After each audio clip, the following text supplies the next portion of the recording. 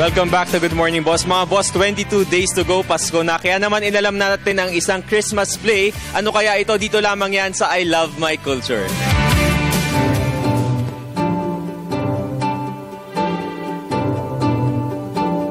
Ngayong nag-umpisa na ang Christmas season at maraming cultural calendar na punong-puno ng family-oriented fair at ganoon din sa arts group na naghahandog ng kanilang holiday treats, na isipang muling ipalabas on stage ang Scrooge ni theater stalwart Baby Barredo para sa Christmas presentation ng Repertory Philippines.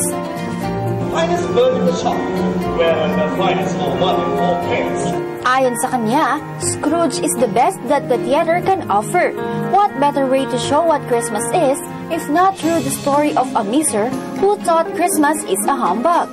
Ito ay sinulat niya sa director's notes para sa Repertory Philippines, major musical para sa taong 2014. Itinanghal ng Repertory ang Scrooge twice before, in 1991 and again in 1994, at muli sa taong ito.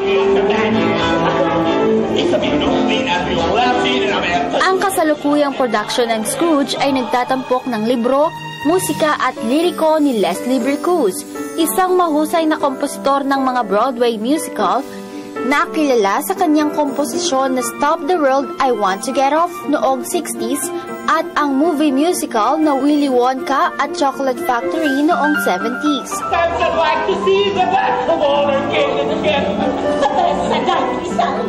Si Ebenezer Scrooge ay isang cold-hearted, greedy old miser na ang tanging concern niya ay pera at pagkakakitaan, at higit sa lahat, ayaw niya ang mga bagay na may kaugnayan sa Pasko o Christmas. Ibinagpalit din niya ang wagas na pag-ibig ni Isabel sa kayamanan. Sa kalaunan, nadiskubre ni Scrooge kung paano maging isang mapagbigay na tao. But I am doomed to wander through the world in everlasting repentance. Lingid sa kaalaman ng nakakarami, ang choir favorite A Christmas Carol ay composed ni Bricusse para sa pelikula, ngunit ito ay ginamit sa umpisa ng stage version. Para makita ang holiday tone nito at ang kanilang kasuotan ay pang taglamig na naglalarawan ng nakakamanghang Victorian Town Square.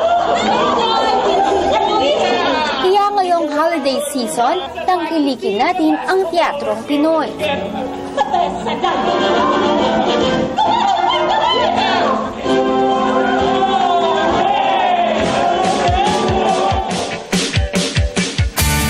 Ayan, ako napanood natin itong play, Christmas play sa I Love My Culture. Ako nalalapit na nga ang Kapaskuhan. Kaya sigurado ako matutuwa ang mga bata o mga anak nyo kung dadalhin nyo sila dito sa Christmas play na ito.